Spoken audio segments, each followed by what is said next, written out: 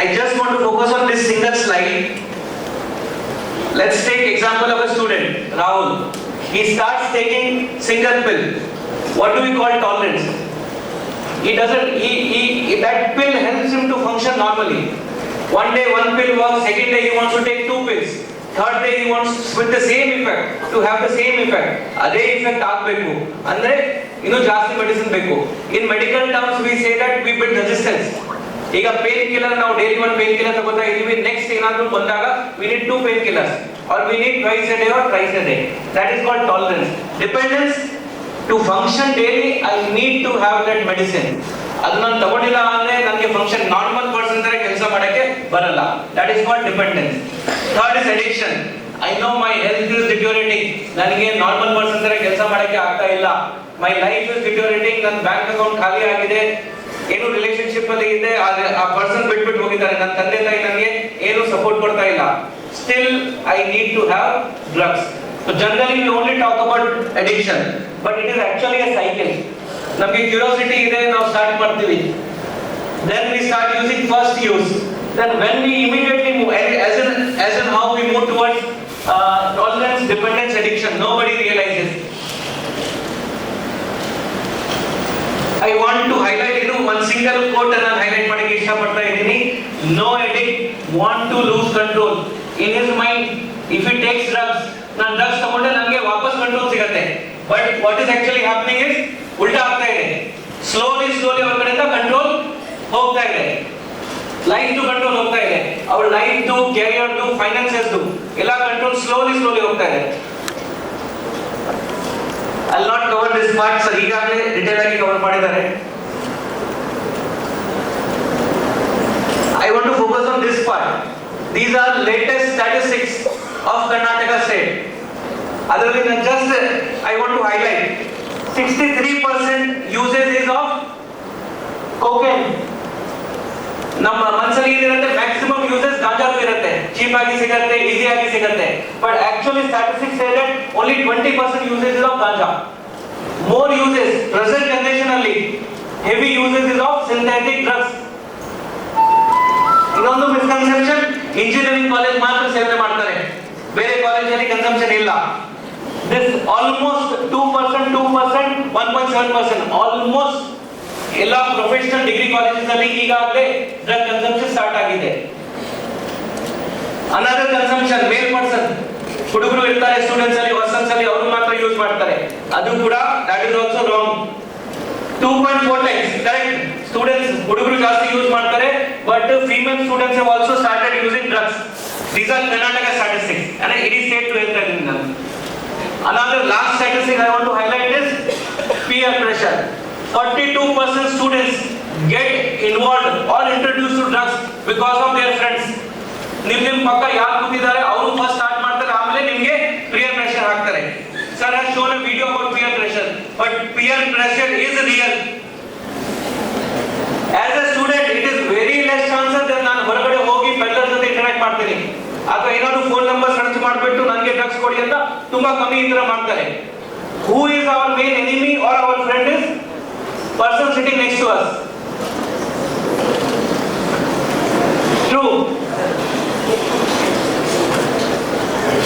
Early morning science ಬಗ್ಗೆ ಈಗಾಗಲೇ sir ಮಾತಾಡಿದ್ದಾರೆ. Okay.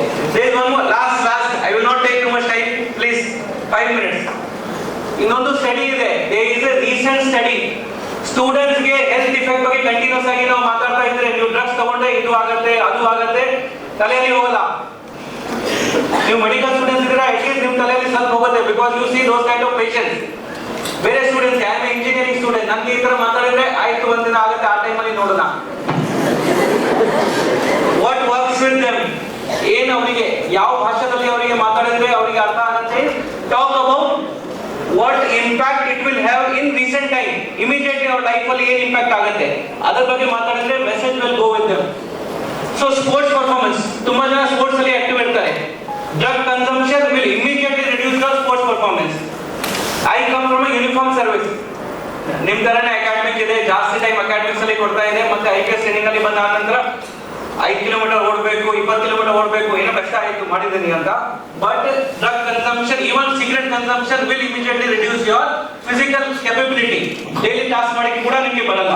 ಕಾಂಪಿಟೇಟಿವ್ ಎಕ್ಸಾಮ್, ನಾವೆಲ್ಲರೂ ಕಾಂಪಿಟೇಟಿವ್ ಎಕ್ಸಾಮ್ ಕೊಡ್ತಾ ಇದ್ದೀವಿ. It will definitely hamper your competitive exam, your preparation.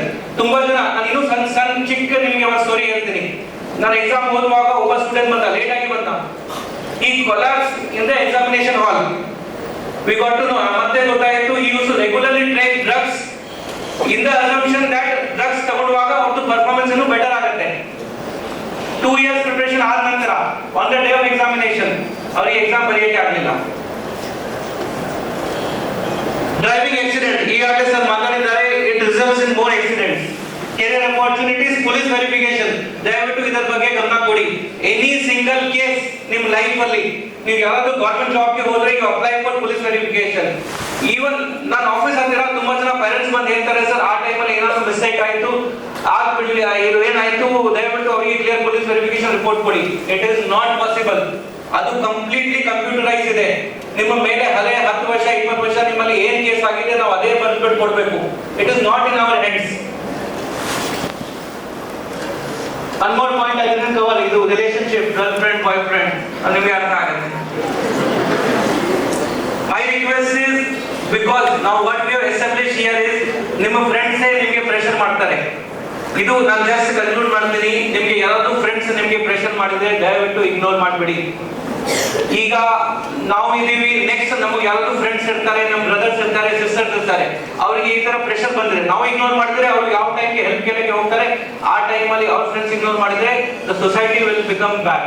Anybody coming to you, please come to us, please talk to your college authorities, please bring it to the notice.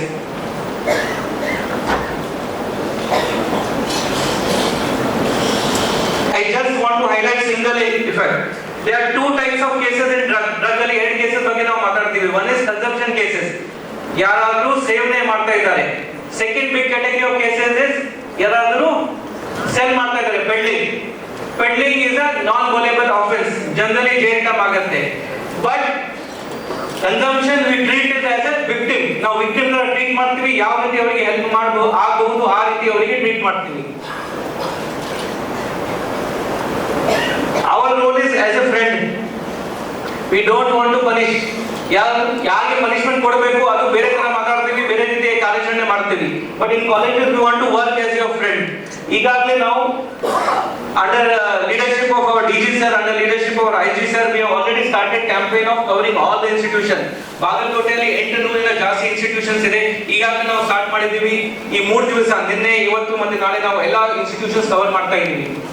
We have appointed police nodal officers. ಎಲ್ಲ institutions ಗೆ ನಾವು 600 ಜಾಸ್ತಿ ಜನ ಇದ್ದೀವಿ ಬಾಗಲಕೋಟೆಯಲ್ಲಿ, active police person working in the field.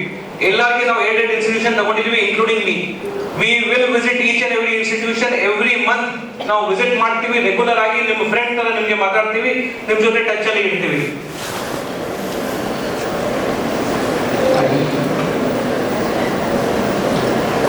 Last, I want to focus on this single QR code. ಈಗ ನಾವು ಯಾಕೆ ಮಾಹಿತಿ ಕೊಡ್ತಾ ಇಲ್ಲ? ನಮಗೆ ಪೊಲೀಸ್ಗೆ ಏನಾದ್ರು ಸಣ್ಣ ಆಕ್ಸಿಡೆಂಟ್ ಕೂಡ ನಾವು ತಗೊಂಡ್ರೆ, ನೀವು ರೋಡ್ ಇಂದ ಹೋಗ್ತಾ ಇದ್ದೀರಾ, ಯಾವ್ದು ಆಕ್ಸಿಡೆಂಟ್ ಆದ್ರೆ ನೀವು ಯಾಕೆ ಪೊಲೀಸ್ಗೆ ಮಾಹಿತಿ ಕೊಡಲ್ಲ? ಒಂದ್ಸಲಿ ಭಯ ಇರುತ್ತೆ, ಪೊಲೀಸ್ ನಮಗೆ ಹರಾಸ್ ಮಾಡ್ತಾರೆ, ನಮ್ಮ ಟೈಮ್ ವೇಸ್ಟ್ ಆಗುತ್ತೆ, ಸುಮ್ಮನೆ ನಮ್ಮ ಮೇಲೆ ಆಗುತ್ತೆ. So what is more important, I only want to highlight 2 points. ನೀವು ಏನಾದ್ರೂ ನಮಗೆ ಮಾಹಿತಿ ಕೊಟ್ರೆ it is a totally anonymous form. ನಿಮ್ಮ ಐಡೆಂಟಿಟಿ ನಮಗೆ ಗೊತ್ತಾಗಲ್ಲ. What is the risk I am taking? False information. ಏನಾದ್ರೂ ತಪ್ಪು ಮಾಹಿತಿ ಬಂದ್ರೆ, ನಿಮ್ಗೆ ಅವ್ರ ಮೇಲೆ ದ್ವೇಷ ಇದ್ರೆ ನೀವು ಅವ್ರ ಮೇಲೆ ಮಾಹಿತಿ ಕೊಡಬಹುದು, ಸುಳ್ಳು ಮಾಹಿತಿ ಕೊಡಬಹುದು. But we are ready to take that risk so that we can help.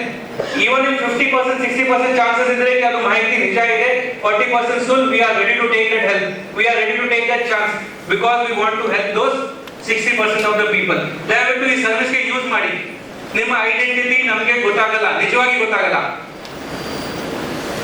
Next, ಯಾರಾದ್ರೂ ನೀವು ಮಾಹಿತಿ ಕೊಡ್ತೀರಾ, ವಿ ವಿಲ್ ನಾಟ್ ಡಿಸ್ಕ್ಲೋಸ್. ನಮ್ಗೆ ಏನ್ ಮಾಹಿತಿ ಬಂದಿದೆ ಅವರಿಗೆ ನಾವು ಹರಾಸ್ ಮಾಡಲ್ಲ. ಯಾವ ರೀತಿ ನಿಮ್ ಕಾಲೇಜ್ ಅಡ್ಮಿನಿಸ್ಟ್ರೇಷನ್ ಜೊತೆಗೆ ಅವರಿಗೆ ಯಾವ ರೀತಿ ಹೆಲ್ಪ್ ಮಾಡಬಹುದು ಅಂತ ನಾವು ಆ ಉದ್ದೇಶದಿಂದ ಕೆಲಸ ಮಾಡ್ತೀವಿ. Our target is not that person. ಆ ವಿಕ್ಟಿಮ್ ಯಾರು ಕಾಲೇಜಲ್ಲಿ ಡ್ರಗ್ ಸೇವನೆ ಮಾಡ್ತಾರೆ, ನಮ್ಮ ಟಾರ್ಗೆಟ್ ಅವರು ಇಲ್ಲ. ನಮ್ಮ ಟಾರ್ಗೆಟ್ ಯಾರಿದ್ದಾರೆ? ಅವರಿಗೆ ಯಾರು ಡ್ರಗ್ ಕೊಡ್ತಾ ಇದ್ದಾರೆ. Better is our main target. ನೀವು ಕ್ಯೂ ಆರ್ ಕೋಡ್ ಸ್ಕ್ಯಾನ್ ಮಾಡಿದ್ರೆ ಚಿಕ್ಕ ಫಾರ್ಮ್ ಓಪನ್ ಆಗುತ್ತೆ. ದಯವಿಟ್ಟು ಯೂಸ್ ಮಾಡಿ. We have given this Q R code ಎಲ್ಲ ಇನ್ಸ್ಟಿಟ್ಯೂಷನ್ಸ್ ಗೆ ನಾವು ಕೊಡ್ತಾ ಇದ್ದೀವಿ. ದಯವಿಟ್ಟು ಯೂಸ್ ಮಾಡಿ. We are 600 people. ನೀವು 20,000 ಜಾಸ್ತಿ ಸ್ಟೂಡೆಂಟ್ಸ್ ಇದ್ದೀರಾ ಬಾಗಲಕೋಟೆಯಲ್ಲಿ. ನೀವು ನಮಗೆ ಕೋಆಪರೇಟ್ ಮಾಡಿದ್ರೆ, ನಮ್ಮ ತರ ನಮಗೆ ಹೆಲ್ಪ್ ಮಾಡಿದ್ರೆ, we can actually make Bagalkote drug free. I want to leave you with this small line. We are all new generation, Gen Z ಇದ್ದೀರಾ. ನನ್ನ ಟೈಮ್ ಬೇರೆ ಟೈಮ್ ಇತ್ತು. ಈಗ ನೆಕ್ಸ್ಟ್ 2 years ಅಲ್ಲಿ ಜನರೇಷನ್ ಚೇಂಜ್ ಆಗ್ತಾ ಇದೆ. ನಾವು ಎಲ್ಲರೂ ಫೋನ್ ಯೂಸ್ ಮಾಡ್ತೀವಿ, ಬೈಕ್ಸ್ ಯೂಸ್ ಮಾಡ್ತೀವಿ, ಮೈಕ್ಸ್ ಯೂಸ್ ಮಾಡ್ತೀವಿ. But what is our biggest capacity? To say no. Say no to drugs. Drugs decision ಇರಲಿ, ನಿಮ್ಮ ಕೆರಿಯರ್ ಅಲ್ಲಿ ಬೇರೆ ಏನಾದ್ರು ಡಿಸಿಷನ್ ಇರಲಿ, please take control of your life. ನಿಮ್ಮ ಲೈಫ್ ಕಂಟ್ರೋಲ್ ನಿಮ್ಮ ಹತ್ರ ಇರುತ್ತೆ. ದಯವಿಟ್ಟು ಕಂಟ್ರೋಲ್ ತಗೊಳ್ಳಿ. ಸ್ವತಃ ಪರ್ಸನ್ಗೆ ಹೆಲ್ಪ್ ಮಾಡಿ. You help yourself, also help your friend. Bad slide that ಮುಂಚೆ ಏನ್ ಫೋಟೋ ಇತ್ತು, ಏನ್ ನಿಮ್ ಜನ ಇರುತ್ತೆ ಮತ್ತೆ ಏನಿರುತ್ತೆ. I want to leave some bad message also, bad memories also in your mind. ಆ ತರ ಇದ್ರೆ ಅಟ್ಲೀಸ್ಟ್ ನೀವು ಬೇರೆಯವರಿಗೆ ವಾರ್ನ್ ಮಾಡ್ತೀರಾ. Sir, thank you sir. I also thank Medical College for giving me this opportunity.